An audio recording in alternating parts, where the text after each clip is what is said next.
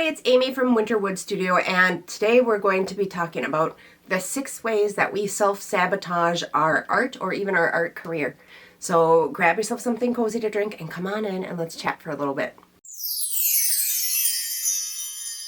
Okay, so if you are watching this in real time, I am filming this on Thursday.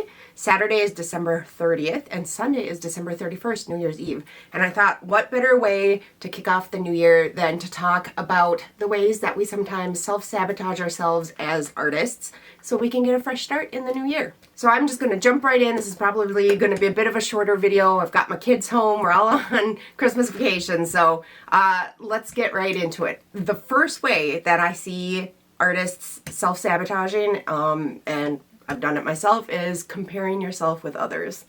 On the one hand, it's good to aspire to get better as an artist, but mostly I find that comparing yourself to other artists is generally going to make you feel depressed or defeated or inadequate in some way, which can lead to a whole spiral of bad feelings, and it just will make you forget why you started with art in the first place. And for me, one of the reasons that I started with art was to make myself feel good mentally. It's sort of like a therapy for me. So I don't really want to be making myself feel bad about the level that I'm at, or wishing I could be somebody else or have somebody else's style or paint or draw the way somebody else does.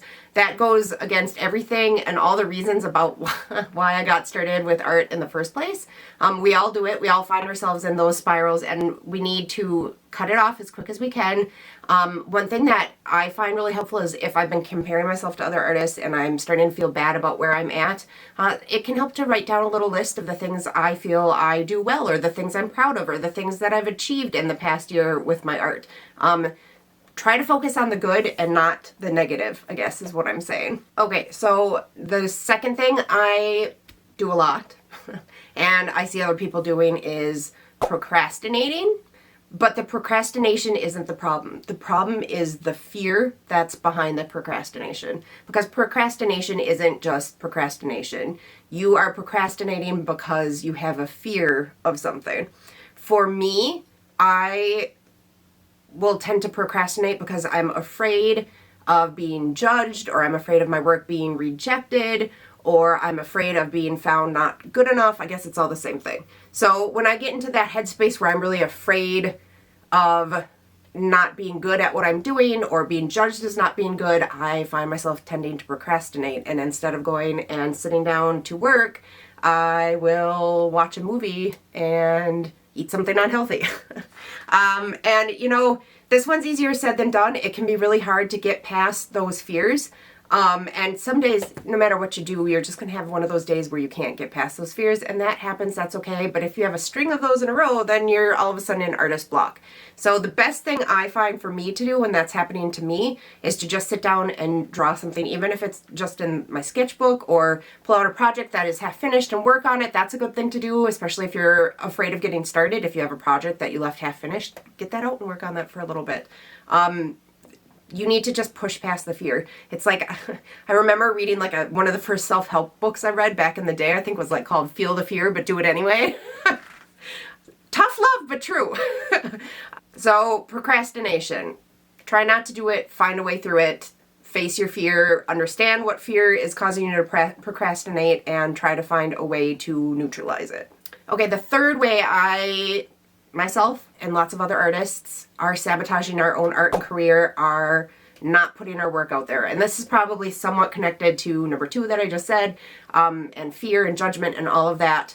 But I really feel, and the longer I've done this, the more I feel this, that there is someone out there who will like your art, no matter what style, genre, color palette, medium you're working in. There's someone out there who feels just the way you do and likes what you likes what you like, and wants to see your work. I feel like there's an audience out there for everyone, and you can't find your audience without sharing your work. And not only is sharing your work important for finding an audience, but I also feel like sharing your work is important for encouraging young artists. And I've talked about this before on my channel as well. I think people should try to share it all, not just their best of their best, but also the things that didn't turn out the way they wanted it to, or the things that they found really frustrating to create, or their failures. I've talked about this a lot on here, but I feel like in the art world now, there's such a curated, perfect, glamorous idea of art and artists and art studios that a lot of us living in our real, messy, mistake-filled worlds can feel like we will never measure up. And I'm pushing. Everybody should share their stuff, including the bad stuff. Let's get rid of that stigma, that fear, that bad mind impulse that we're sending to all the young artists out there that everything has to be perfect all the time. That's not how the real world is. Studios get messy. We make mistakes. Sometimes we ruin a whole canvas we worked hours on. It's the truth, and it's real, and there's value in sharing the real, and undoing some of that damage that whole perfectionist, aesthetic, glamorous lifestyle we're seeing on like Instagram and stuff is doing. Okay, so number 4 is not following your own creative impulses. And I have been so guilty of this one this year. I somehow, I started this YouTube channel. We're coming up on my one year anniversary on January 15th. And I've gotten so far away from following my creative impulses. To some extent, I have to make a video every week. If I'm making the art for the video, I have to get it done. But it's become really regimented, and it has become not as creative and spontaneous. And like I'll get really interested in something and want to follow that spark of passion, but I have to work on this other project, and by the time I come back to that spark of passion, it's gone. And I've been feeling it really in, I guess, my heart or my soul or whatever this year. It's not the same. And that's one of my things for 2024. I need to find a way to still follow my creative impulse and that spark, because that's what makes life exciting and happy and joy-filled and worth living.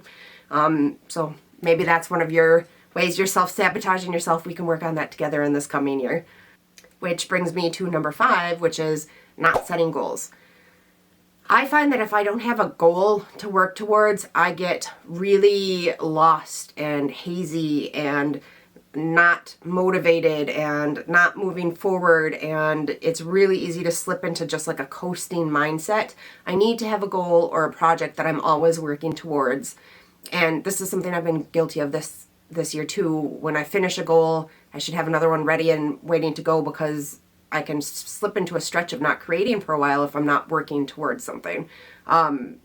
Some of my goals didn't work out this year just because I had health issues and life, and I did a whole lot this year. I started this whole channel. I did my own website from the ground up. I started my own shop. I started a Patreon. I mean, I did a lot, but I didn't work towards some of my art goals like I wanted to, like applying to the Pastel Society of America.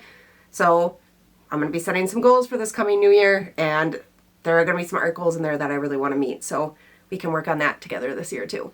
Okay, now my very last way that you could be self-sabotaging your artist career or artist self is not connecting with people. And by that I mean, get out there.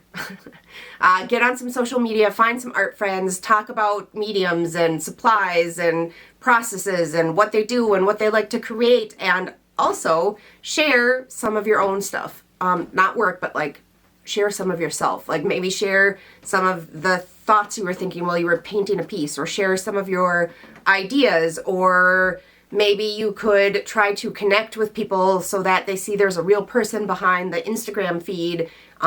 People like that. People like to feel connected, especially in this world where a lot of our connections, our face-to-face connections, are slowly dwindling. We need to find a way to replace that in this new digital world that we're in. So share some of yourself, share some of your background, share some of your thoughts and your dreams and your wishes. I guarantee you it will help you feel more connected and also bring that audience into you as well, and help further your art and your career. My dog's waiting for me to take her for a walk. That was her collar. She's jingling.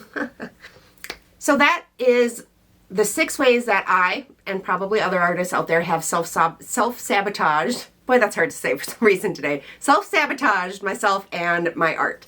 Did I miss any? Are there any ways you self-sabotage that you'd like to share? Drop them in the comments, because I'm sure I probably missed them. And I think having discussions about stuff like this is very helpful.